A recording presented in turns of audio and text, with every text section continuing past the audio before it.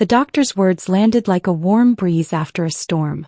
"You and the babies are stable," she said, her voice gentle but sure. "We'll keep watching things closely, but for now you're in the clear to go home tomorrow." Callie exhaled beside me, her hand immediately reaching for mine. "Thank God." I blinked hard to hold back the tears that always seemed to sit just behind my eyelids lately. I nodded, more tired than anything. But I felt something I hadn't in days, maybe even months. Hope. The next morning, the discharge process was a blur of paperwork, instructions, soft smiles from nurses, and one last check of the monitors. Callie insisted on wheeling me to the car even though I could walk just fine. She loaded the flowers, the overnight bag, and then me with a determined sort of tenderness. "You're staying at my place for a while," she said firmly as she pulled out of the hospital parking lot. "I know," I whispered, not fighting it. The car ride was quiet, but it wasn't tense. There was something sacred about the silence between us, an understanding that words would come in their own time. We passed familiar streets, trees in full bloom. I looked out the window and thought for the first time in a while about what came next. Not just for the babies. For me. Once home, I sank gratefully into Callie's couch. She fetched a pillow and tucked it behind me, then lingered at the door with her keys in hand. "I'm running out for groceries," she said. "I'll only be gone 30-40 minutes. You good?" "I'm good," I said, though the hollowness in my chest made it a lie. When the door closed, the stillness felt heavier. I sank deeper into the couch, listening to the quiet creak of the house. The cushions. The ticking clock in the hallway. The occasional shift of footsteps from the neighbors upstairs. And my thoughts. They rushed in like a tide. David. I could still see his face, the look in his eyes when the nurse told him to step outside. How his gaze lingered on me like a goodbye he didn't want to make. How I didn't want it either. I had meant what I said to Callie. I still loved him. I had tried to bury it. Rationalize it. Starve it out with anger, silence, distance. But love has a way of surviving in the cracks. Of growing roots under everything. He had shown up. Again and again. Not perfectly. Not always at the right time. But consistently nonetheless. Not because he knew I was carrying children. But before. Long before. I remembered the messages I never responded to. The way he had stood outside the gallery months ago, unsure if I'd turn and see him. What more did I need? I turned my phone over in my hands. Opened it. Closed it. Opened it again. This was not how I imagined letting him back in. Me in Callie's house, hair unwashed, surrounded by pillows and leftover hospital fear. But maybe there wasn't going to be a perfect moment. Maybe there was only this one. I opened our message thread. His last unread message still sat there like a held breath. "I'm still here, Amelia. Always will be." I swallowed hard, blinked back tears again and slowly began to type. "I'm home now. Discharged." I hesitated, thumb hovering. Then, "I love you." I stared at it, heart pounding in my ears. And then I hit send. The message disappeared into the ether with a soft whoosh. I stared at the screen, half expecting it to immediately buzz in reply. But it didn't. And still I felt no regret. Because it was true. And after all the pain, the walls, the waiting, saying, "I love you," was no longer about what he would do with those words. It was about what I needed to say. The message was sent. "I'm home now. Discharged. I love you." I stared at it for a long time after the little sent checkmark appeared. Not because I was waiting for his response, though maybe deep down I was, but because it felt like I'd just stepped off a ledge. There was no reply. The silence that followed wasn't loud or punishing. It was still, clean. A space that used to ache and burn had cooled into something quieter, something waiting. I placed my phone face down on the coffee table and folded my arms around a pillow like it was a shield.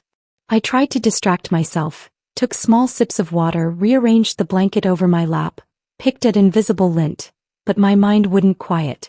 That message held more than words. It was a confession. A surrender. A choice I wasn't sure I'd meant to make until it was already flying across the screen. I got up and padded slowly to the kitchen, feeling the soreness of my body remind me that I was still recovering. I made tea, chamomile, the kind Callie always stocked, and sat by the window watching the street outside. Nothing dramatic happened. No rain. No car pulling into the driveway. Just life going on. Still no reply. I should have known better than to expect one. Or maybe I had sent it for myself all along. The quiet became a time machine. I found myself back in our old apartment, the one with creaky floorboards and the balcony view of nothing but rooftops and laundry lines. I saw us younger, louder, still full of too many plans. We had just moved in. I remembered the way David insisted on setting up the bed frame wrong twice before reading the instructions. How he kissed the small of my back while I labeled kitchen boxes. And then another day, us in a baby store fumbling and laughing over which crib to get. We never used it. It stayed in the box, shoved in a corner like a broken dream. I exhaled slowly and reached for the notebook Callie had tossed on the coffee table days ago. A gift she thought might help. I hadn't touched it. Till now. I opened to a blank page. The lines stared back, waiting. My fingers hesitated, then moved. Dear little ones, you don't know me yet. And I don't really know who I'll be when you arrive. But today I want you to know something simple. I'm trying. I'm learning how to be soft again. How to forgive. Your father, he hurt me. But he also loved me. And that contradiction is the hardest weight I've ever carried. But I'm healing. Think I am. And even if he never answers, or even if this doesn't go the way my heart secretly wants, I'll still have you. And I'll still have me. That's enough. For now. When I looked up again, the room had grown golden. The kind of light that made even worn furniture look sacred. I closed the notebook gently and placed it beside the tea mug. A key turned in the lock. Callie. She stepped in with 2 grocery bags, her cheeks slightly flushed from the late afternoon sun. She looked tired but calm, eyes scanning me quickly, reading my posture like a mother reads a child's drawing. You good? She asked, voice low. I nodded. Better. Something in her face softened, like she believed me this time. She set the bags down and crossed the room. You look lighter, she said, flopping down beside me. I think I am, I replied quietly. We sat there shoulder to shoulder in a silence that didn't feel heavy anymore. A kind of closing. Not the end of anything, but the end of needing to hold everything so tightly between us. Then my phone buzzed. We both heard it. Felt it. I didn't reach for it. Didn't look. I just closed my eyes, breathed in deeply, and let the stillness stretch. Because for the first time in a long while, I wasn't surviving a moment. I was owning it. Callie looked up from where she was organizing groceries in the tiny kitchen, brows lifting just slightly. You're not going to check that? I stared at the phone for a long second. Then I turned my gaze to her, slowly, silently. I didn't say a word. I wasn't ready. Maybe not to face what it was. Or maybe to admit what I'd done. She tilted her head. Why are you being so quiet? So I said nothing. The words hovered in the back of my throat like steam behind a sealed lid. I didn't know how to begin. My fingers curled slightly over the edge of the chair I sat in. Callie's eyes narrowed gently, her tone shifting to something softer. What did you do when I was out? 5 seconds passed. Then I exhaled. Callie, I whispered. My voice was so small I wasn't sure she heard it at first. I want him back. She didn't react right away. Just stood there, her posture relaxing with something that felt like understanding. Are you sure? She asked finally. I'm not sure of anything anymore, I said, my voice trembling. But I know I meant it when I sent that message. She came closer and sat beside me on the edge of the couch, folding one leg underneath her. What did you say? I told him I was home. That I'd been discharged.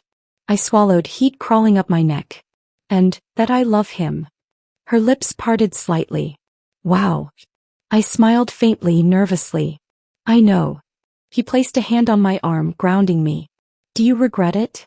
No, I said, surprising myself with the certainty in my voice. It felt terrifying. But right. Like, telling the truth even if it complicates everything. Callie exhaled. You really still love him. I think part of me never stopped. I just buried it under the hurt. But when I saw him at the hospital, and again at the cafe, the way he looked at me, my voice faltered. I saw the man I married. Not the man who left me. Callie was quiet, but I could tell she was listening with her whole heart. That was the thing about her. Even when she was furious, protective, blunt, she showed up. I don't know what he'll say, I added. Maybe nothing. Maybe too much. But at least now I know how I feel. Callie smiled gently. That's brave, Amelia. No matter what comes next. I leaned back against the couch, pressing a hand to my belly as the twins shifted faintly inside me. I just want peace. Not the pretending kind, the real kind. And if that piece includes David, I'm ready to find out. The phone buzzed again. This time I didn't even glance at it. Callie looked at me. You're seriously not going to check? I shook my head slowly. Why not? Because, I said, smiling faintly. Right now this isn't about him. It's about me, owning my truth. Letting go of shame. Letting myself feel what I feel without needing someone else to validate it. She leaned her head against mine. I'm proud of you. A quiet settled over us again, not empty but full. Of growth. Of memory. Of something shifting in me. I closed my eyes for a moment and breathed. For the first time in what felt like years I wasn't spiraling. I wasn't trying to fix or escape or apologize. I was just being. And whatever that buzzing message said, whether it was love returned or silence dressed in rejection, I would still be okay. Because I finally remembered who I was. Even before he left. The house was quiet again. Afternoon light spilled through the curtains like honey, thick, slow, golden. Callie had gone upstairs to take a nap and I didn't blame her. She'd been holding me up for days now and her strength deserved a little rest. I sat by the window with a cup of warm ginger tea. It had become a ritual since the hospital. Something about the warmth in my palms gave me the illusion of control, like I could still hold something steady even when everything else in me felt like shifting sand. The phone sat beside me on the armrest, silent now. Still unread. That message. I had crafted my own earlier that morning in a vulnerable burst. I'm home now, discharged. I love you. And sent it before I could think too hard. Then I'd set the phone down as if that act alone would protect me from whatever storm it might invite. I hadn't picked it up since. Even now a part of me feared it. What if he didn't respond? What if he did and said all the wrong things? I closed my eyes and tried to push it out of my head, but it floated back in like a song stuck on repeat. I didn't want to admit how much his silence was gnawing at me. So I stood up, slipped into my flats and walked out the front door for air. There was a small park down the road from Callie's place, one we used to pass when we'd walk her dog years ago. The swing sets were rusting, but the grass was still green and stubborn, and the sound of children's laughter rang out like wind chimes. I sat on a bench beneath the jacaranda tree, letting the breeze tangle my hair when I saw them. A man, early 30s maybe, was crouched in the grass, arms wide open, calling to his daughter. She couldn't have been older than 3. She toddled toward him, tripped over her own joy, then ran again. He swept her up into the air, spinning her in a full circle while she shrieked with laughter. My heart clenched. It was such a simple moment, not even dramatic. But it cracked something open inside me. That's what I wanted. That life. That joy. That shared history. Not just for me but for the 2 lives growing inside of me. I touched my belly. What if David meant it? What if he really had changed? What if the timing, this wild, imperfect, painful timing, was its own strange mercy? I reached for my phone without even realizing it. My fingers hesitated over the screen, breath catching in my throat. I tapped it awake. And there was one message. From David. Just his name, nothing else visible in the preview. I stared at it. My chest throbbed. Then I heard a familiar voice behind me. Are you going to open it? Callie. She sat down beside me on the bench, a bottle of orange juice in her hand, sweat beading along her forehead. I shook my head, looking straight ahead. Not yet. He studied me. Why are you quiet? I didn't answer right away. I was afraid if I spoke too soon my voice would give me away. Callie waited.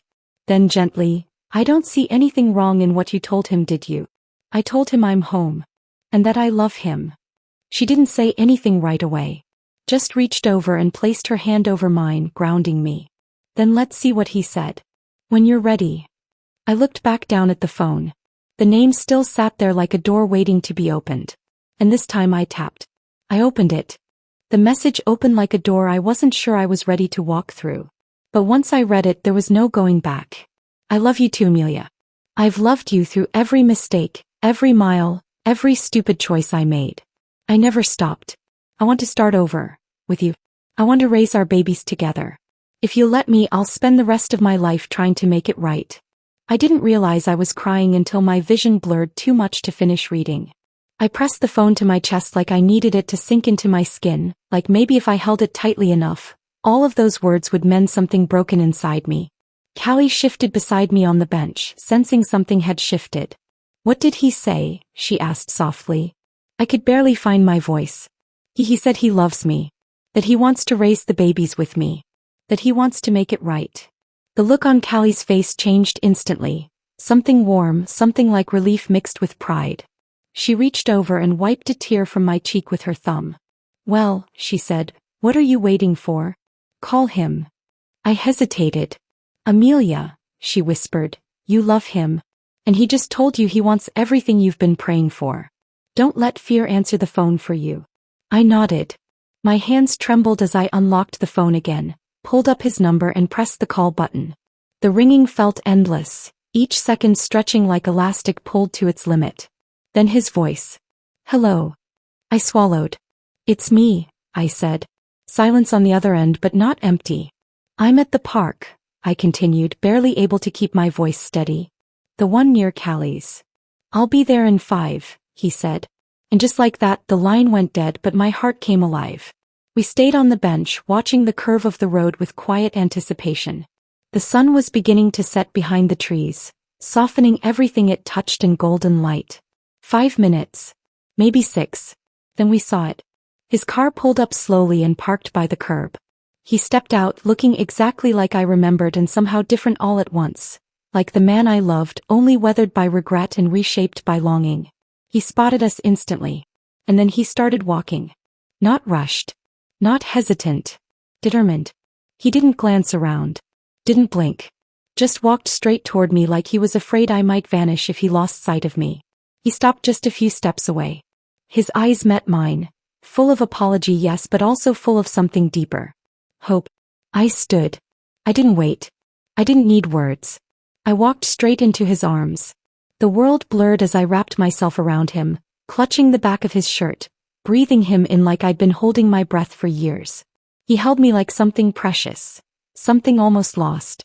I missed you, I whispered against his neck. He kissed my temple. I'll never stop making it up to you. Behind us, Callie cleared her throat dramatically. I'll just go stand over there by the swings, she muttered. David and I laughed softly, our arms still locked, foreheads resting against each other like we were trying to remember how it felt to be whole. I love you, I whispered again. I love you more, he said. And this time I believed him. This wasn't just a return. This was a beginning. For me. For him. For us. For the little lives waiting to be loved into this world. We moved in together. It wasn't perfect, nothing ever is, but it felt right. Like putting a favorite book back on the shelf it belonged on. Our laughter slowly filled the empty spaces of home again. The baby room that had sat untouched for so long now pulsed with color, tiny clothes, lullaby records and soft, hopeful chaos. And then a few weeks later the babies decided it was time. My water broke at 3:47 a.m. David was halfway through brushing his teeth when I stood in the bathroom doorway, water pooling at my feet, and said calmly but firmly, "It's time." He blinked at me through a mouthful of toothpaste, dropped the toothbrush into the sink and said, "Oh my God. This hospital bag. Where's my phone?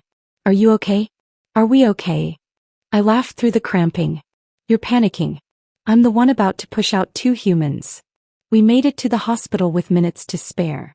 Everything after that moved in fast forward. Monitors beeping, nurses moving quickly, bright lights overhead. But in the midst of it all, David never left my side. He held my hand and whispered, "You're amazing," so many times I lost count. And then, like magic, after the pain, the pressure, the roar of life cracking through my body, they arrived. 2 tiny cries that sounded like music. 2 heartbeats that belonged to both of us. They placed them on my chest, one after the other, warm, slippery, impossibly small, and I cried the kind of tears that come from too much love. David kissed my forehead. "You made it." I nodded, staring at the babies. He grinned. "Poor kids." We named them Elias and Noel, 2 names we'd quietly loved but never dared speak aloud. Till now. That night the room went still. The lights were dimmed. Nurses moved quietly outside the door. The babies slept curled on my chest, their breath in sync like waves. David sat beside me, fingers lightly tracing my arm. I looked at him, exhausted but full. He took my hand. "I promise, Amelia. I'm going to love you better every single day. I nodded, resting my head on his shoulder. Just don't run again. Never. Outside, the sun began to rise. It poured soft gold through the window like a blessing. And inside, our family, bruised, broken, stitched together by forgiveness and faith, began again. Thanks for watching. If you enjoyed my story, don't forget to like and hit subscribe. You will also enjoy other stories on AJ Family Drama. Until next time, bye.